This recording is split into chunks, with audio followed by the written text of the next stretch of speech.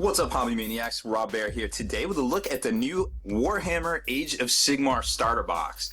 Wow, what an amazing time for the hobby, for I guess this new product line, and man, it's just really exciting. I mean, look at this artwork, like Raymond Swanland just getting in here, just getting it done with some fantasy action. And I guess that's the first time we've seen some fantasy artwork from him, and it's just spectacular looking stuff. Now, we've seen previews, we've seen leaks, we've seen whatever, but let me tell you what, no matter what you think you've seen, as soon as you open up this box and you start thumbing through the rules, start looking at the miniatures, start seeing all the little stuff that's in here, everything else pales in comparison. I mean, this is an amazing box set. It's everything in here is tailored to be awesome, and every last little detail, it's just an amazing box set. We haven't seen anything like it in a long time. I mean, this blows away the Island of Blood, you know, the last starter from now. So you got all this great iconography all over on each side of it. You know, it's like boom, Warhammer Age of Sigmar, here we go, it's getting crazy in here. And then you got the back. We'll take a little closer look at this because I kind of want to show you guys, because a lot of you are out there, you know, you might see this in the store, you might pick it up and be like, hey, what's going on with it? Well, let's take a look. So you basically got the starter box, which comes with two sides. You got the Sigmarites and you got the Forces of Chaos, you know, the Khorne guys that are trying to, you know, just kind of hold the line, and Sigmar's coming in and trying to invade back into realms, and that's kind of where the story picks up for this new game line here. So it comes with 47 miniatures. You get the 96-page rule book, which shows all the rules for these guys and a couple of extra, I'm going to call them formations for lack of a better term right now, for these guys, so you can kind of play them together, or you can take these guys, if you buy them, and put them in your existing Age of Sigmar armies as war scrolls themselves. You know, like the formations, you can basically deep strike these guys in, boom, they're here. And you know, there's some really cool stuff in here, and a little nuances and things. So we'll go over the rulebook in depth. Probably not in this video. This is kind of like a first look kind of thing. So you've got all these amazing models, and obviously, you know, they're on round bases. Oh my God, this guy is fine. But to tell you the truth, I think this stuff looks way better on round bases. To be honest, I mean, it's just the models just look better. They just do. So you've got all these great looking miniatures. You got the stuff on 32s, you know, or stuff on the 40 mils. You got these new oval bases that we saw for the first time with the Broodlord that came out, and the what was it, the Exterminatus, the Blood Angels campaign last Christmas time, last winter, I'll say. And then you've got all these guys in the back here as well. Now, amazing looking stuff. You know, the degree of which, you know, the computer design, you know, nothing like we've ever seen before. And, you know, you look at these guys and they don't seem as detailed. But then when I started looking at the miniatures, you know, as you start getting in, you realize that they're not just like two-part push fit. Like, they are multiple parts, and they have a little bit more depth than a normal starter miniature, I feel like. So I definitely think for the price tag, it's definitely on par, if not better, than anything we've seen for this price tag before. Now, we've seen some of the campaign boxes for 40K come out. They, you know, they go for like around 150-ish and things like that. But everything in here, and let me be very specific, if you pick up this box and you play 40K, and you don't like Age of Sigmar, you can use these models in 40K. You can convert these. These are going to be for the people that didn't buy into this game. You'll be able to trade these miniatures out. So you might as well just do yourself a favor, get a couple buddies together, get a couple of these boxes, play it out, see if you like it. If not, you can trade. You know, you can trade your stuff away amongst your friends, amongst, you know, your gaming groups, and everybody's happy because there's so many different uses. And we've posted up all these great pictures on Spiky Bits Hobbies and the Spiky Bits blog of people doing all these crazy conversions. I mean, you can make Thunder Warriors, you can make Blood Angels, you know, all these very, very talented hobbyists out there are putting out some great looking stuff. And man, it's just an amazing time right now to see this stuff and to be part of this hobby. And I tell you what, nothing prepared me when I was like, all right, I'll take a look at this, I'll open this up and whatever. It can't be that good, right? Well, you know what? It kind of is. So let's take a closer look here. Let's open the box. So the first thing you notice is this huge bag of bases right here. Never seen a huge bag around bases like this before. This is obviously engineered for these guys, for this particular set. You know, you've got all of the stuff we saw, these 32s, they started to come into play, you know, with Necrons, I think it was, and some other things like that. And then you got 40 mils, and then some of the bigger bases actually aren't in this, they're in the bottom. Then you've got this range rule, which a lot of people, you know, aren't talking about, but I think it's pretty cool looking. It's not the little whippy stick of old. It's got these little divots in it, you know. It's pretty, you know, it's not super high quality. It's just two-part pressed plastic, but you know, as far as being able to read it and functionality of it, you know, it's not bad. And to be honest, I've been hit with quite a few of these things, and this one doesn't look like it would hurt quite as much as if you had a little whippy stick wars, because you know, sometimes you just have impromptu, you know, whippy stick wars, and some people get welts on their bodies, but that's okay. That's not what we're here. We're here to talk about the miniatures. So once you get past all that, you see, and you pull out your book, which comes shrink wrapped, but of course I've already read it, taking a closer look at things. So you got the three-part book. You got your 96-page rules and campaign. It's got all your scenarios, deeper look at some of the lore and some of the fluff. Then you got your instruction manual for the models themselves, which is actually pretty thick in and of itself. And then you got this cool kind of heavy cardstock laminated rules for the Age of Sigmar. So boom. You know, normally we would see this and we'd be like, oh, this is the starter rules, whatever. But now when we see this, we're like, oh, that is the rules. Ooh. All right, then. So that's kind of interesting in and of itself. So then once we get past all that into the actual box itself, you're going to notice a few things about it. First of all, there's 5 sprues in here. And 5 sprues is normally no big deal. You're like, oh, okay, that's cool. But kind of like they did with the Dark Vengeance box, 2 of these sprues are actually repeated, which, you know, I can understand it. It saves them money, and they can kind of get away with doing duplicate models. So you got this sprue right here, which is duplicated, the one with the wings on it here. That's actually duplicated. So we won't take too much of a closer look at that one. And then you've got 3 others, so a total of 4 unique sprues. You got the one with the Korgor guy on there, and you've got the one with the lizard, the cat lizard, and the big standard bearer guy, and then one with the Relictor guy.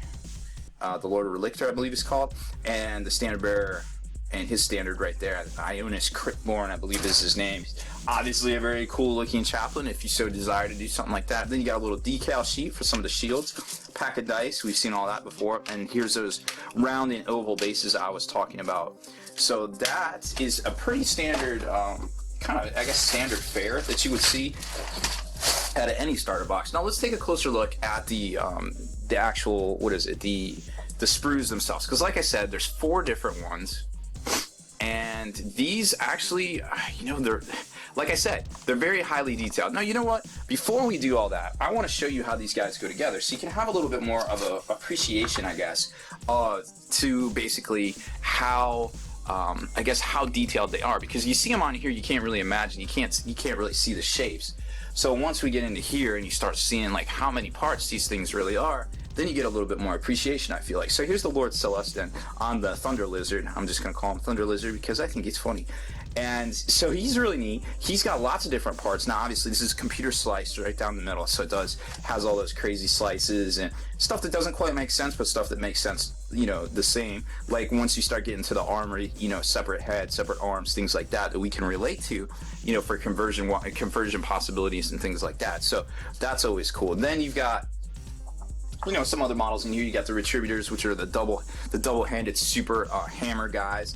Obviously, you could use them, you know, as Space Marine Terminators if you so desire. The definitely conversion possibility is 100% there. There's the Lord Relictor himself, I believe, is Ionis Cryptborn, I believe. The Prosecutors, those are the crazy wing guys that are held up by their crazy purity seals because they're crazy people. And then the freebie that came in the White Dwarf, the Liberators right here. Now you kind of take a look at them, you're like, man, that really isn't you know, that's like 5 parts right there, and they're actually pretty well detailed. And some of these guys here, like the Sergeant and things like that. So once you start getting into the corn stuff, you know, you definitely notice, whoa, that is a lot of parts. Like for instance, you know, the Korgoraths, the huge Demon Prince wannabe things, and then you got the Standard Bearer, and then, you know, the Corn Lord, which, I tell you what, man, if they come out with a box set of these Flesh Hounds, I am all in on some of those, because those would be great for my Corn Army and 40k. Then you got the Blood Warriors, which are guys that basically look like Berserkers from 40k. And, you know, I'm sorry if I relate all this stuff to 40k, but that's, you know, that's kind of what I know, what I'm familiar with. I'm not saying that you should, or it's a bad thing if you don't.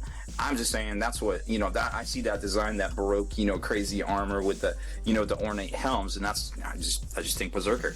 Sure, I should say Chaos Warrior, but, you know, of Khorne, but, you know, that's just what I'm used to there. Blood Reavers, they kind of look like the Chaos Marauders, see, I'm using fantasy terms, of old. They're a little bit bigger, a little bit more stockier, and I kind of like them. I think they're a little bit more robust there. So you can kind of tell, you can kind of get the idea that they are definitely, you know, they're big, they're bigger. They have multiple parts. They are finely detailed, in my opinion. So really cool looking stuff, you know, as far as that goes. And obviously, you know, this is going to be a little bit of a hobby chore to put these together. These just, you know, they're not the push fit thing that we're used to, you know, just super easy. Hey, let me just snap these guys together and get them on the table. You know, this is obviously designed to be part of, you know, a hobby experience, so to speak, for these guys here. So that is pretty much, you know, the overview of the box set, and then we're going to kind of do a quick overview of the miniatures. I just want to show you them, and then we'll kind of cut it from there, and we'll kind of, I want to go more in depth on the rulebook, and it's 96 pages, so it's basically a codex, you know, Space Marine codex size. So I feel like that needs a separate video. So we're just going to do a quick overview, then we're going to cut, and then we're going to do in the second video, which should probably be out on the channel shortly after you see this one, and we'll get more in depth on that as well. So the first sprue here, now this is one that isn't duplicated. You can kind of start seeing some, like, how some of this stuff goes together. You got the rights and left sides, extra legs and things for some of the liberators, excuse me, some of the what are these guys, prosecutors, yes, prosecutors up here, the cool hammers and things like that. And then you got the special, you know, the special upgrade sergeant guy. You got the standard for the Lord Relictor, Ionis Cryptborn, so there's that one. Then you've got this sprue here, which contains that really cool looking corn icon, and then you got, you know, the Korgrites and the Lord himself. So and the Thunder Lizard mount kind of thing, and which is pretty cool. I mean, all this lore is just kind of made, you know, it's just getting made up by Games Workshop. So you know, everybody's going to come to know it as a certain thing here and there, and there's more parts of that crazy dude. And what's really cool about it, I like this back with all the spine and all the little skulls on it. So then it gets into the Reavers. One of the Reavers is on there too. And then the sprue that's duplicated, obviously, is the one that's got several of the what are these guys, the Marauder looking dudes, and then also more the prosecutors here and the liberators as well. So the double-handed guys are actually on that other sprue. The retributors are on that other sprue, and then you got the Liberator Prime, which is the sergeant. So these, you know, it's split up pretty well. I mean, as far as like kind of how you kind of how they give it to you, and obviously this one's duplicated, so you know you're gonna hunt and peck for some of the parts, but that's okay. Just be careful when you're clipping some of these out, because you can kind of see right here, like you clip that bad, you're gonna ding off your part of your wing right there. So you don't want to do that. Take your time. Make sure you're using, you know, really good side cutting cutters for this, so you don't ruin the parts before you even get the stuff together, because this isn't, like I said, this isn't as easy to just kind of slam together as a normal starter box might be, you know what I mean? Because we're all just kind of used to, hey, it's just pop them out, just do this push fit thing. And obviously if you're watching this video, you know, this is more of this is definitely more of a kind of like a look-see, kind of like a first look kind of thing for you guys, because, you know, obviously we're all going to go down to the store tomorrow. We might pick this stuff up, we might not, it's hard to say, but there's going to be a lot of you out there that are just going to pick it up regardless. But then there's going to be people that are on the fence, and I hope that's where this video helps, because I think this is a really good looking game with some really good looking models, and I think they have some really good intentions for this game. And if you do it right and you honor that social contract you have with, you know, when you step up to the table, you're playing with somebody, you're not playing against them. So keep that in mind, guys. Like this, yes, it's a game, but it's a friendly game. We're all here to have fun. And the best part about this is I'm already hearing from some stores that I talk to on a regular basis that a lot of the guys are actually able to get in a couple games an evening, you know, playing around 80 model games, and they're getting in a couple games an evening instead of one big 3-hour game. So they're really excited about that, because if you lose, hey, no big deal. You just re-rack the models, play again. You know, there's some really great starter missions in the 96-page rulebook, along with the war scrolls for the models that come in here. We didn't really get into that because it's more of a first look kind of video, so we're going to cut the next one here in a minute. So just keep that in mind. You know, get on down to your store, get stuck in, have some fun. You know, if your game store near you is worth worth the lick, they should have a demo copy. They should be running demos this weekend, you know, the July 11th weekend 2015, to show off this game, because I really think it's a hit. So go ahead, take the first step, pick up one of these box sets, find some friends, have some fun. If it doesn't pan out for you, you got some great miniatures to trade off or do some conversions with if you're into 40K. That's how I feel about it. So that's it for this one, guys. Make sure you stay in the trenches, subscribe to this YouTube channel, check out the blog, spikybitsblog.com, and of course, head on over to thelongwar.net. That's the home of the battle reports for exclusive content and early access videos. Become a veteran of the Long War today.